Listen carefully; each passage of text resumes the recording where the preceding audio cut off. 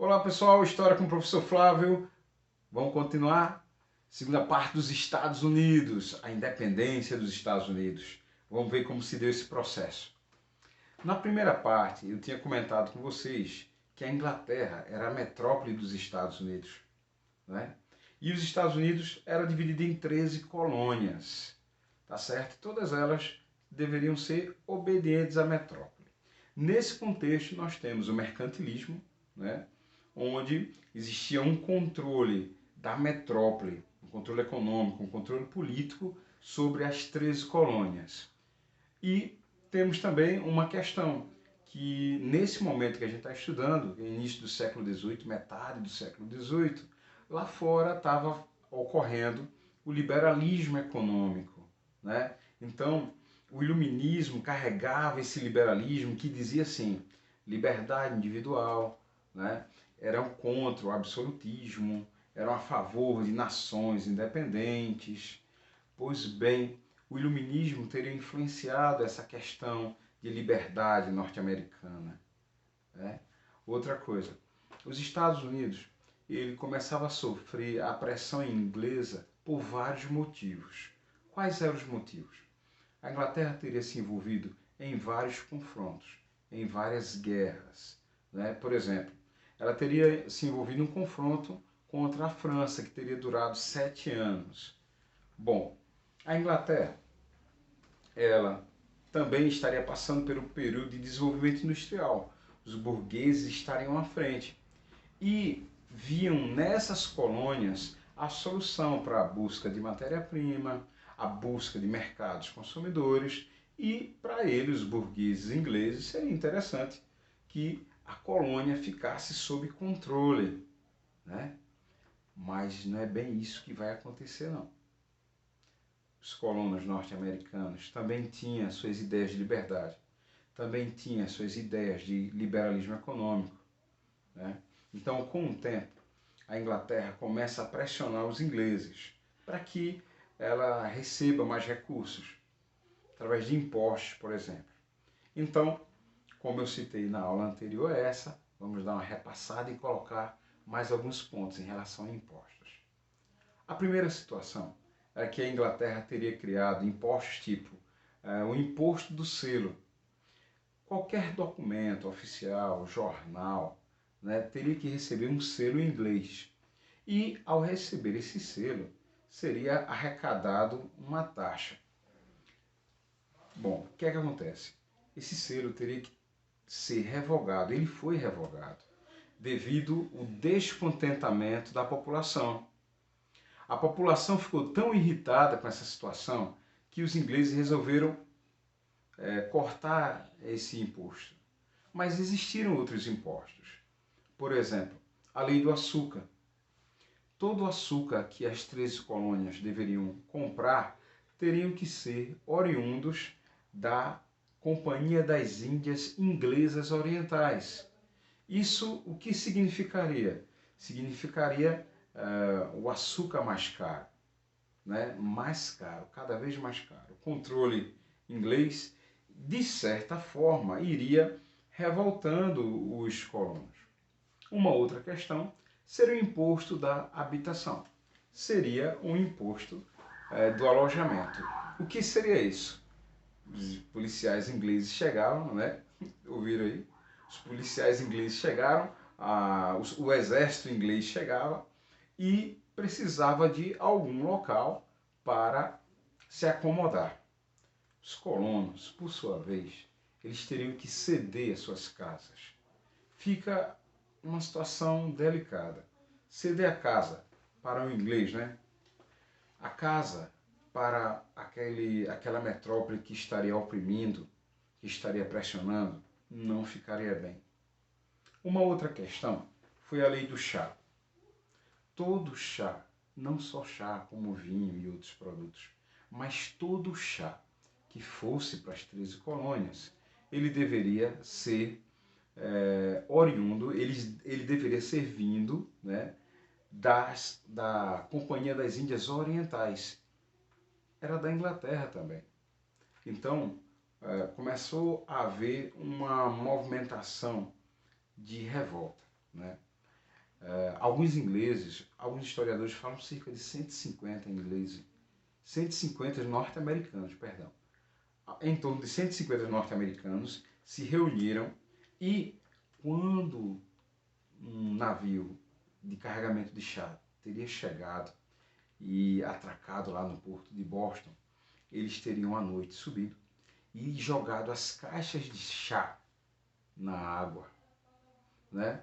Essa jogada de caixas de chá na água teria sido chamada de Boston Tea Party, festa do chá de Boston. A Inglaterra ficou furiosa, né? E os norte-americanos, para que os ingleses não soubessem, né, pelo menos é essa a ideia que se passa, se vestiram de indígenas. Essa vestimenta de indígena era para tentar, vamos colocar dessa forma, se eximir da culpa, né? Não, não fomos nós, mas tem um detalhe. O que é que o índio tem a ver com o chá, né? Eu não... Vocês sabem que o índio, naquela época, tinha toda a cultura, até hoje tem, né? O indígena, o nativo, e não inclui chá em inglês, né, gente? Bom, essa movimentação, essa atitude, esse ato de rebeldia dos norte-americanos fizeram com que os ingleses ficassem revoltados com isso aí. E colocou algumas leis, tá? Aqui vai se destacar agora é a chamada leis intoleráveis. Então veja a que ponto chegou. Essas leis intoleráveis, ela determinava o fechamento do porto de Boston. Bom, pessoal, naquela época, qualquer porto que fosse fechado, ele iria passar por grande problema. Por quê? A movimentação da economia estaria no porto, né? Além disso, ela queria apurar os responsáveis, queria a indenização pelo prejuízo causado. Os colonos, já influenciados pelo iluminismo, como eu falei para vocês, o iluminismo pedia o quê? Liberdade comercial, liberdade individual, né? O iluminismo criticava o absolutismo. Bom, mas os norte-americanos teriam se reunido num primeiro congresso da Filadélfia. Eles teriam escrito uma carta ao rei Jorge III e teria dito o seguinte, que concordava em continuar leal ao rei, mas discordava das atitudes que ele vinha tomando. Mas, pessoal, depois que tudo isso acontece, vem um segundo congresso da Filadélfia. E nesse segundo congresso da Filadélfia é determinado que vai haver a independência. Pois bem, em 4 de julho de 1776, os norte-americanos têm a sua Carta de Independência. A carta, o texto, teria sido escrito por Thomas Jefferson, né? E essa comemoração, até hoje, os Estados Unidos usam o dia 4 de julho, né, para comemorar. Mas a independência de fato ela veio depois de 5 anos, tá certo, pessoal? Então, de 1776, depois de 5 anos, em 1781, depois de uma batalha de Yorktown, a Inglaterra reconhece a independência dos Estados Unidos. A questão de guerra, de 5 anos de guerra, de lutas, os Estados Unidos teve o apoio da França, não é? Porque a França já teria entrado em conflito com a Inglaterra. Como eu falei logo no início, a Guerra dos 7 Anos. Esse conflito fez com que a França quisesse uma... Como é que eu posso colocar para vocês? Ela quisesse revidar, né? Então, quando os Estados Unidos vencem, né, na luta e a França apoiando, a França consegue com que haja o retorno, resgate dos territórios que teriam sido dominados pela Inglaterra. Não só a França, como uma outra nação teria entrado em guerra contra a Inglaterra e apoiado os Estados Unidos nesse período. Teria sido a Espanha, não é? Então a Espanha entra nesse combate aí, né, dando essa força para os Estados Unidos e no final também consegue territórios, né, consegue restaurar alguns territórios que teriam perdidos contra a Inglaterra, né, que a Inglaterra teria tomado.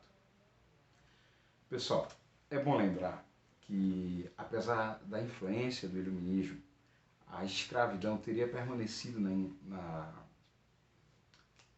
nessa região aí, né, nos Estados Unidos. Os Estados Unidos passam a ser uma república, é a primeira da América, né? Essa independência norte-americana, ela serve de influência para vários outros movimentos de independência aqui na América. Para vocês terem uma ideia, a Conjuração de Minas Gerais teria sido uma influência também dessa ideia que teria começado nos Estados Unidos, né? A luta, o processo pela independência. Mas seria bom vocês não esquecerem o que eu falei agora há pouco. Conseguiu a independência? Sim, nos Estados Unidos, livre, né? USA, livre. Mas a escravidão teria sido abolida? Não. A escravidão não teria sido abolida. Primeiro, é interessante observar que a independência dos Estados Unidos, ela teria ocorrido pelo apoio que muitos proprietários de fazenda, proprietários de grandes comerciantes e proprietários de escravos também estavam ali. Então não era interesse para eles de libertar os escravos. Essa libertação dos escravos, como eu falei, só vinha ocorrer lá pela Guerra da Secessão, né, 1800 e pouco, ali, nessa década dos anos 60 do século XIX, né, onde Abraham Lincoln promove a abolição da escravidão. Pessoal, depois que acontece a independência dos Estados Unidos, vai ocorrer um crescimento econômico considerável. Os Estados Unidos, ele dá continuidade à sua marcha para o oeste.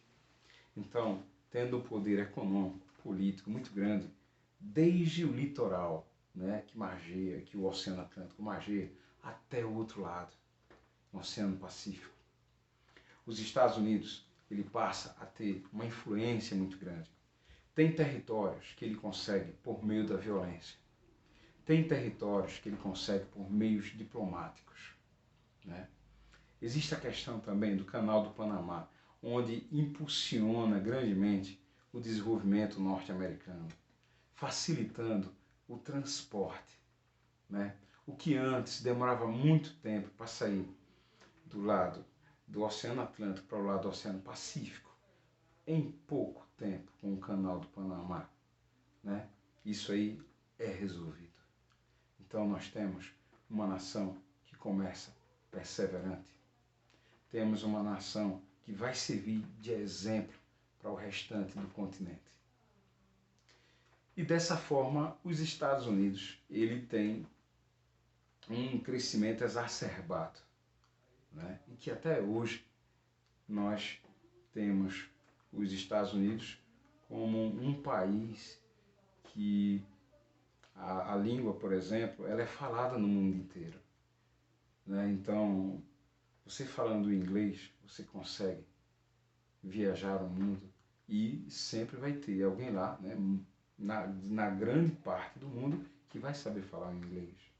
Temos o dólar também, né? Então, para viajar o mundo, você não tem a moeda específica, mas você tem o dólar, vai facilitar bastante.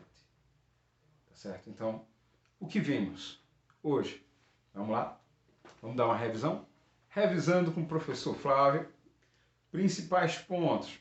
Tinha falado para vocês que a Inglaterra era a metrópole e que os Estados Unidos teriam se dividido em 13 colônias. Falei para vocês também que a Inglaterra ela estava precisando de mais recursos. Teria entrado em guerras, estava no período do desenvolvimento industrial também, né? Então seria interessante pegar o mercado consumidor, né? Pegar as matérias-primas da América do Norte. Nós vimos que os Estados Unidos não teria gostado disso aí, as 13 colônias na época. Vimos também que teve lei do selo, lei do chá, lei do açúcar, leis intoleráveis, e que os norte-americanos não aguentavam mais a pressão e queriam ter a liberdade, influenciados pelo iluminismo. Vimos também que houve 2 congressos na Filadélfia. Um primeiro para falar que discordava de tudo que estava acontecendo, da pressão, e dizia também que mantinha a lealdade com o rei Jorge III. O segundo congresso, como eu falei, falava sobre a independência de fato teria sido redigida a Carta de Independência em 4 de julho de 1776. Nós vimos também que a batalha, as lutas pela independência, teve o apoio da França e da Espanha. Vocês viram que os Estados Unidos teria vencido essa guerra 5 anos depois e que a França teve seus territórios recuperados, que a Inglaterra tinha tomado. Da mesma forma, a Espanha também. Tá bom? Então, essa foi a história dos Estados Unidos, a formação dos Estados Unidos. Até a próxima aula.